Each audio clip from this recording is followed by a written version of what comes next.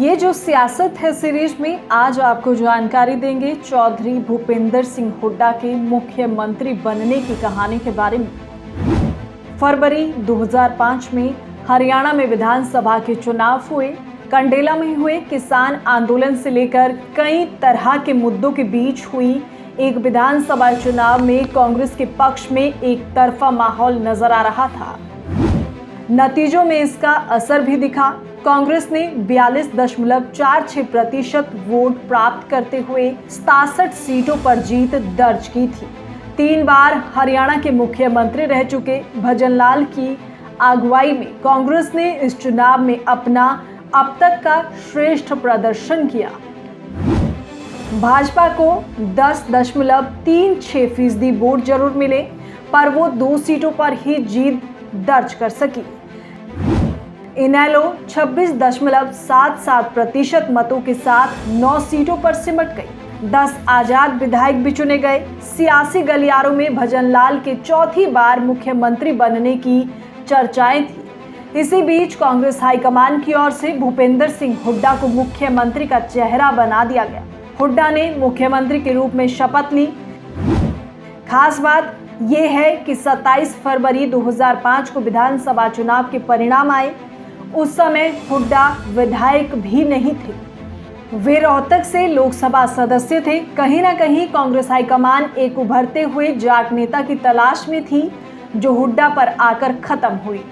चूंकि साल 2005 के विधानसभा चुनाव से पहले बंसीलाल अपनी पार्टी हवीपा का विलय कांग्रेस में कर चुके थे। ऐसे में उस समय सियासी समीकरणों के अनुसार इनेलो ही कांग्रेस के विरोध में खड़ी थी। चूंकि हुड्डा रोहतक संसदीय सीट से लगातार 3 बार चौधरी देवीलाल को हरा चुके थे, वो प्रदेश कांग्रेस के अध्यक्ष भी रह चुके थे।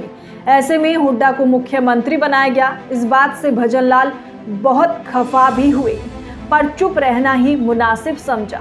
हुड्डा के शासनकाल में राष्ट्रीय राजधानी क्षेत्र में प्रॉपर्टी डीलिंग को लेकर कई तरह के सवाल खड़े हुए। भूमाफिया के हावी होने, फर्जी चेंज लैंड ऑफ यूज जैसे मामले भी सामने आए। विपक्ष ने इसे बड़ा मुद्दा भी बनाया। यहां तक कि सोनिया गांधी के दामाद वाड्रा पर भी आरोप लगे। कई तरह की इंक्वायरियां भी हुई। चूंकि हुड्डा मुख्यमंत्री तो बन गए, लेकिन वो विधायक नहीं थे। ऐसे में हुड्डा ने सबसे पहले रोहतक सीट से त्यागपत्र दिया और यहां से उनके बेटे दीपेंद्र सिंह हुड्डा ने चुनाव लड़ा और वो सांसद बने। हुड्डा के विधायक बनने के लिए किलोई के विधायक श्री कृष्ण हुड्डा ने त्यागपत्र दिया। ऐसे में जून 2005 में एक साथ किलोई, तोशाम और हिसार सीट पर उपचुनाव हुए। हिसार व तोशाम में उपचुनाव की नौबत इसलिए आई क्योंकि हुड्डा सरकार में मंत्री रहे बंसीलाल के बेटे सुरेंद्र सिंह और उद्योगपति व हिसार से विधायक व मंत्री ओम प्रकाश जिंदल का एक विमान हादसे में निधन हो गया था। तीनों ही सीटों पर कांग्रेस को बड़ी जीत मिली। कांग्रेस 63 सीटों के साथ बहुमत के आंकड़े से भी 21 संख्या आगे थी। ऐसे में सरकार स्थिर थी। राजनीति के चाणक्य भजनलाल स्वयं को पूरी तरह से असहज महसूस कर रहे थे। चौधरी देवीलाल और चौधरी बंसीलाल की तरह आखिरकार इस लाल ने भी कांग्रेस से किनारा करने का मन बना लिया। 2 दिसंबर 2007 को भजनलाल और उनके बेटे कुलदीप बिश्नोई ने हरियाणा जनहित कांग्रेस का गठन किया। भजन खेमे में कांग्रेस के प्रदेशाध्यक्ष रह चुके धर्मपाल सिंह मलिक, कुछ पूर्व सांसद व विधायक शामिल हुए, पर उनके नई पार्टी बनाने से सरकार पर असर नहीं पड़ा और पूरे 5 साल तक हुड्डा ने मुख्यमंत्री के रूप में शासन किया। हालांकि नई पार्टी बनाने के बाद भजनलाल के अलावा गोहाना के विधायक धर्मपाल मलिक व इंद्री से विधायक राकेश कंबोज की विधानसभा सदस्यता जरूर रद्द की गई। 22 मई 2008 को इन तीनों सीटों पर उपचुनाव हुआ। पार्टी गठन के बाद हजका के लिए ये पहली चुनौती थी। आदमपुर से भजनलाल ने कांग्रेस के रणजीत सिंह को 26,000 वोटों से हरा दिया। शेष 2000 पर हजका हार गई। इंद्री से कांग्रेस के भीमसेन मेहता ने हजका के राकेश कंबोज को 6,000, जबकि गोहाना से कांग्रेस के जगवीर मलिक ने हजका के धर्मपाल मलिक को 22,000 वोटों के अंतर से हरा दिया। खैर, कुल मिलाकर सितंबर 2009 तक हुड्डा ने प्रदेश के मुख्यमंत्री के रूप में अपनी पहली सफल पारी खेली। अक्टूबर 2009 में विधानसभा चुनाव हुआ। नतीजे आए तो किसी भी दल को बहुमत नहीं आया। कांग्रेस 46 के जादुई आंकड़े से 6 सीटें कम 40 पर रह गई। नई नवेली हजका को 6 सीटों पर जीत मिली। इंडियन नेशनल लोकदल ने 25.79% मत लेते हुए 31 सीटों पर जीत दर्ज की, पर सरकार बनाने की स्थिति में कांग्रेस ही नजर आ रही थी। कांग्रेस के लिए सबसे अधिक आशा की किरण थे 7 आजाद विधायक। पानीपत ग्रामीण से ओम प्रकाश जैन, फतेहाबाद से प्रहलाद गिल्लाखेड़ा, सिरसा से गोपाल कांडा, गुड़गांव से सुखवीर कटारिया, पुंडरी से सुल्तान सिंह, हथनी से जलेब खान और फरीदाबाद NIT से शिवचरण शर्मा आजाद विधायक निर्वाचित हुए थे। सिरसा से पहली बार आजाद विधायक बने गोपाल कांडा ने अन्य 7 आजाद विधायकों संग हुड्डा का समन्वय करवाया।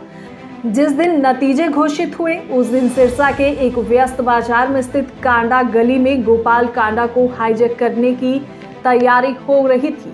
हुड्डा ने सिरसा के तत्कालीन पुलिस अधीक्षक सुभाष यादव की अगुवाई में पूरे इलाके को छावनी में बदलवा दिया। कड़ी सुरक्षा के बीच सभी 7 आजाद विधायकों को चंडीगढ़ लाया गया। भूपेंद्र सिंह हुड्डा ने दूसरी बार मुख्यमंत्री के रूप में शपथ ली।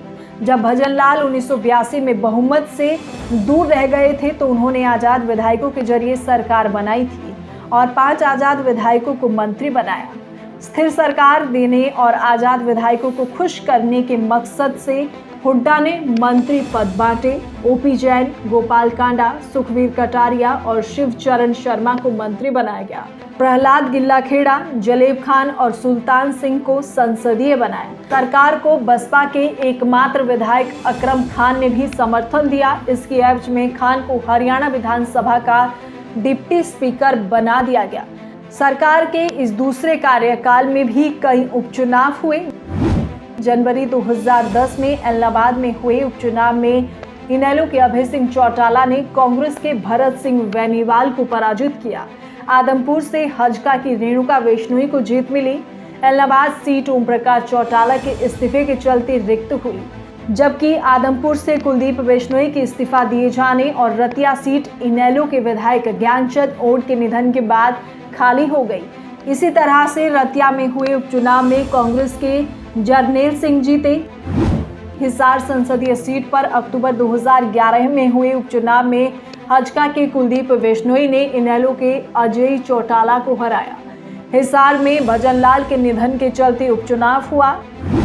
2005 से लेकर 2009 के अपने पहले कार्यकाल की अपेक्षा हुड्डा का दूसरा कार्यकाल काफी डामाडोल रहा। समय समय पर आजाद विधायकों ने अपनी दुखती रग छेड़ी तो जमीन घोटाले के आरोप भी उन्हें झेलने पड़े। इनेलो क्षेत्र के 32 विधायक होने के चलते इस बार एक मजबूत विपक्ष के तेवरों का सामना भी करना पड़ा। अपने दूसरे कार्यकाल में हुड्डा ने हरियाणा की तरक्की के लिए काम खूब किए। हुड्डा ने गांव में पक्की गलियां बनवाने, बिजली घरों के निर्माण करने, घर घर में जल पहुंचाने जैसे कई काम किए। उनके कार्यकाल में गुड़गांव, सोनीपत, फरीदाबाद जैसे शहरों ने और अधिक तरक्की की। Bureau report, Republic Haryana.